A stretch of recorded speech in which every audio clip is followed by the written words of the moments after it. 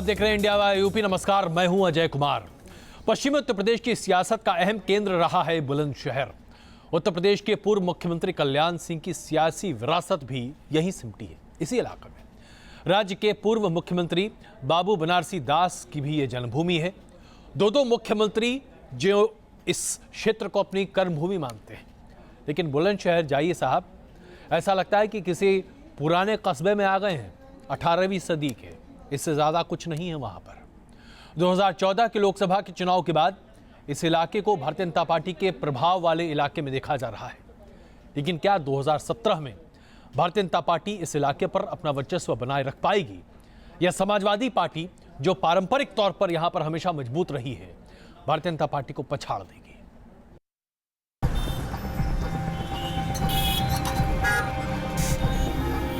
दिल्ली से मात्र 75 किलोमीटर की दूरी, पश्चिमी उत्तर प्रदेश का बेहद अहम इलाका महाभारत काल से जोड़ा जाता है इस शहर के इतिहास को। दानवीर कर्ण की तपोभूमि का दर्जा हासिल है बुलंदशहर को। इसी जिले में कर्णवास है।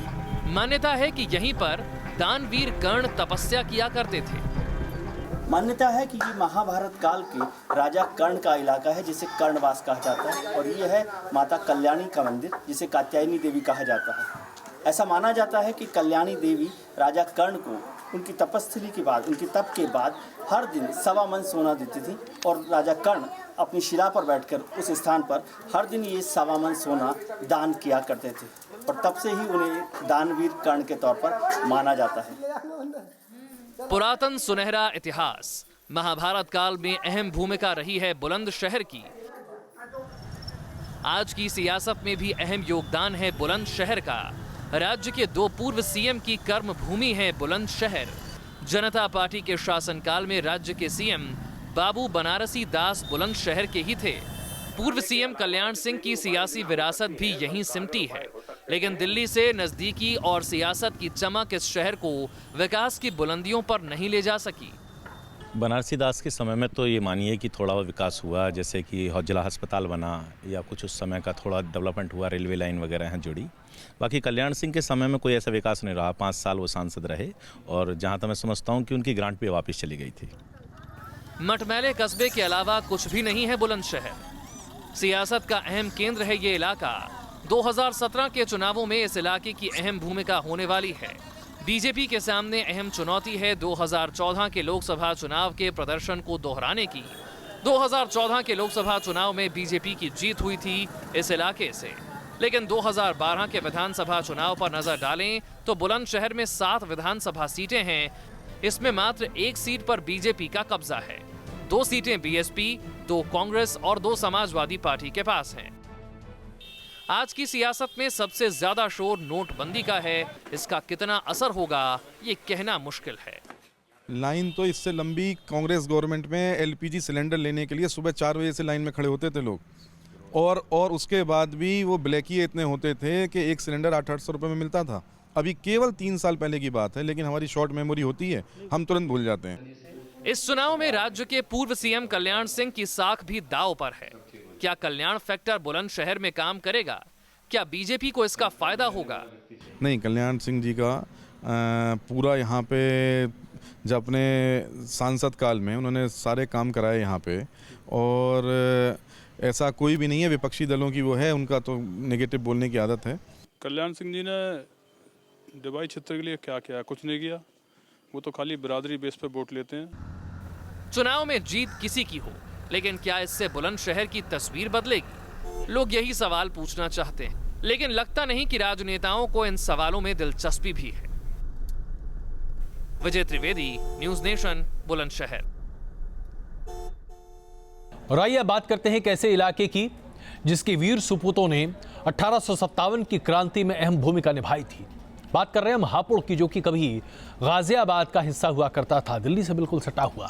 लेकिन आज अपनी ही अलग पहचान के लिए जद्दोजहद कर रहा है यह इलाका। इस इलाके में बीएसपी का बड़ा खासा रसूख है। 2017 के चुनाव में हापुड़ किस करवट बदलेगा? क्या बहन जी की किस्मत खिलेगी या यहां पर कमल खिलेगा? ये अहम सवाल है। भाइयों बहनों, बीमारी के कारण जब बीमारी दूर करने के लिए दवाइयां देते हैं तो थोड़ी तकलीफ होती है कि नहीं होती है। पूरे मुल्क में नोटबंदी का शोर है। हर इलाके, हर कस्बे में इसका असर है। बड़े शहरों में बैंकों के बाहर लाइनें छोटी हुई हैं, लेकिन कस्बों और छोटे शहरों में अब भी मुश्किलें ज्यादा हैं। काले धन के खिलाफ मुहिम का समर्थन तो हो रहा है, लेकिन परेशानी की टीज भी उभर कर सामने आ जाती है। पीछे कैश ही नहीं आ रहा, पीछे कैश नहीं है तो हमें पीछे ऑलरेडी बैंक में पैसे नहीं है, लाइन में लगे रहते हैं, पता लगा कैश खत्म हो गया। सब घर पे खड़े, कहाँ से पैसे देवे? किसी अब तो शादी होगी, उसको तो मिलेगा नहीं। सुनो तो उसे कहाँ से देवे जो हमारे घर पे खड़े हैं? ये तो बताओ आप। अन्य उनका डिसीजन काला धन लेने के लिए कोई गलत नहीं है, मगर जो आम जनता परेशान हो रही है उसके लिए उन्हें कुछ सोचना चाहिए। हाँ, उन पर फर्क पड़ेगा। वो काला धन जो खपता है वो सब खपना बंद हो जाएगा। पीएम मोदी का कहना है कि नोटबंदी के जरिए उन्होंने काले धन के कुबेरों को कड़क चाय पिलाई। हापुड़ में ये कड़क चाय की दुकान बहुत मशहूर है। चाय की चुस्कियों के लिए यहाँ दिन भर लोगों की भीड़ रहती है। चाय पर चर्चा का बस एक ही मुद्दा है और वो है नोटबंदी। बाकी उन्होंने जो काम कर रहे हैं, जो बढ़िया काम कर रहे हैं, बाकी प्रधानमंत्री जो नोट बंद कर रहे हैं ये, बाकी जो ऐसा है जी कि पहले 500 का नोट निकाल देते तो लोग बाबू परेशानी नहीं पड़ते जी। ये है कि अगर जो लाइन में लग रहे हैं काम होना चाहिए जल्दी। नोटबंदी का असर समाज के हर तबके पर हो रहा है। क्या ये चुनावी मुद्दा बनेगा? फायदा किसे होगा? क्या बीजेपी फायदे में रहेगी या विरोधी बाजी मार ले जाएंगे?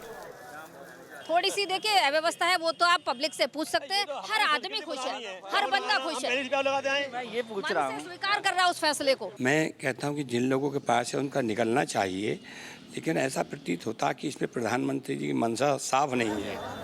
हर सियासी पार्टी अपने हिसाब से फायदे की बात कर रही है, लेकिन जनता का मूड क्या है कहना मुश्किल है। ब्लैक मनी पर सर्जिकल स्ट्राइक का मसला अब राजनीतिक सर्जिकल स्ट्राइक में बदलता जा रहा है। उत्तर प्रदेश में विधानसभा चुनाव होने वाले हैं और जैसे जैसे चुनाव करीब आ रहे हैं राजनीतिक सरगर्मियां बढ़ने लगी हैं और हर राजनीतिक दल को लगता है कि ये फैसला उनके पक्ष में जाएगा। अब सवाल ये है कि नेताओं की निगाहें भले ही कहीं भी हों, निशाना वोटर पर है। मेरे सहयोगी रवि मित्तल और वीडियो जर्नलिस्ट चांद पटनायक के साथ विजय त्रिवेदी, न्यूज़ नेशन, हापुड़। बुलंदशहर में ही आता है खुर्जा। यहाँ खुर्जा में जो सेरेमिक मिलता है वो अपने आप में अभूतपूर्व है। हिंदुस्तान तो छोड़ दीजिए, विदेशों में इसकी खपत इतनी है कि क्या कहा जाए। लेकिन ये सेरेमिक उद्योग पूरे तरीके से ध्वस्त होता जा रहा है। इसलिए नहीं कि खरीदार नहीं है, इसलिए क्योंकि सुविधाएं नहीं है, बिजली नहीं है, मार्केट नहीं है और सबसे बड़ी बात यह है कि कारीगर काम को तलाशते हैं लेकिन काम नहीं है। ये है खुर्जा की असलियत। आइए आपको ले चलते हैं खुर्जा। खुर्जा की पहचान है सिरेमिक उद्योग। सलीके से तराशे गए चीनी मिट्टी के बर्तन और उसके ऊपर खूबसूरत नक्काशी। खुर्जा के प्रोडक्ट्स की डिमांड पूरी दुनिया में है। खूबसूरत कप, बाउल, प्लेट और सजावट के सामान। लगता है कि चीनी मिट्टी में जान फूंक दी गई हो। खुर्जा में सिरेमिक उद्योग की नींव 14वीं सदी में तैमूर लंग ने रखी थी। सैकड़ों साल के इतिहास में सिरेमिक कारोबार अब यहाँ की रग रग में बहता है। इसको बनते पकते देखने का अनुभव अपने आप में अद्भुत है। इसका जो मेन वो है जी टेम्परेचर, और ये है बॉडी के ऊपर डिपेंड। बॉडी के हिसाब से ही टेम्परेचर लगाएगा।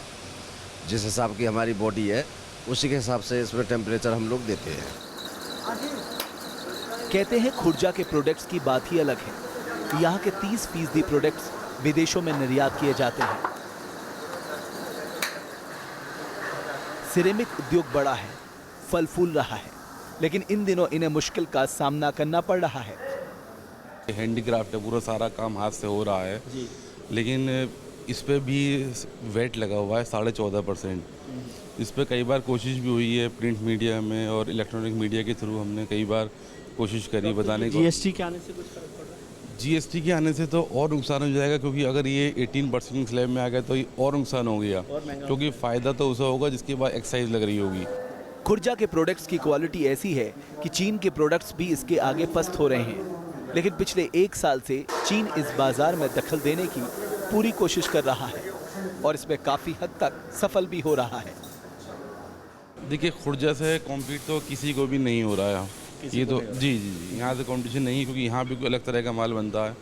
क्योंकि जयपुर को भी देखें, ब्लू लॉटरी जो है वहाँ पर, वो भी खुर्जा के ज़रिए ही गई है स्टार्टिंग, और रूट पूरा यही है। सबसे पुराना काम तो खुर्जा से ही है। तो हमें नहीं लगता कि हमें कंपटीशन कोई इंडिया में मिल रहा है। असल प्रॉब्लम जो है चाइना से मिल रहा है, क्योंकि वहाँ बल्क में आ रहा है, गवर्नमेंट का सपोर्ट बहुत है, रिबेट बहुत है। जाहिर है 100 करोड़ के करीब वाले खुर्जा के सिरेमिक उद्योग को मदद और प्रोत्साहन की जरूरत है, जिससे इनकी खूबसूरती, इनका इकबाल बुलंद रहे।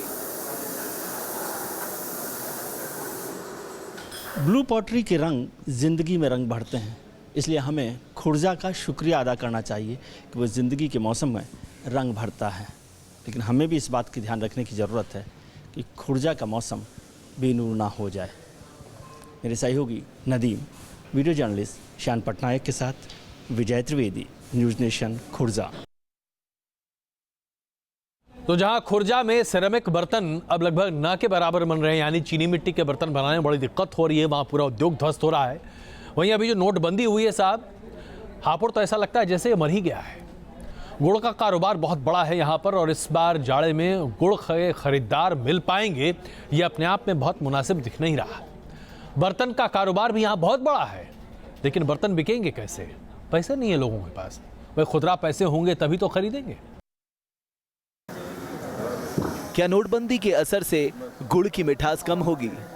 क्या गुड़ व्यापारियों को इस साल नुकसान उठाना पड़ेगा?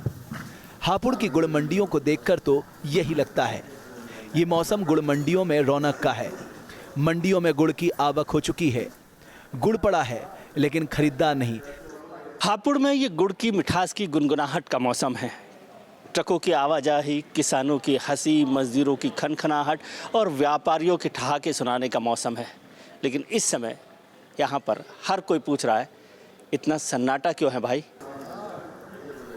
कारोबारियों का कहना है कि काले धन के खिलाफ सरकार का कदम तो अच्छा है, लेकिन उन्हें नुकसान उठाना पड़ रहा है। प्रधानमंत्री जी को फैसला बहुत बढ़िया है, काले धन पर रोक लगनी चाहिए, काला धन, लेकिन काले धन पे भी उसी पे रोक लगनी चाहिए ना जो ब्रिकों में है।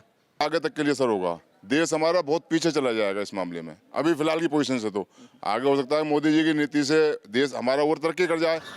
व्यापारी परेशान है, यही हाल मजदूरों का भी है।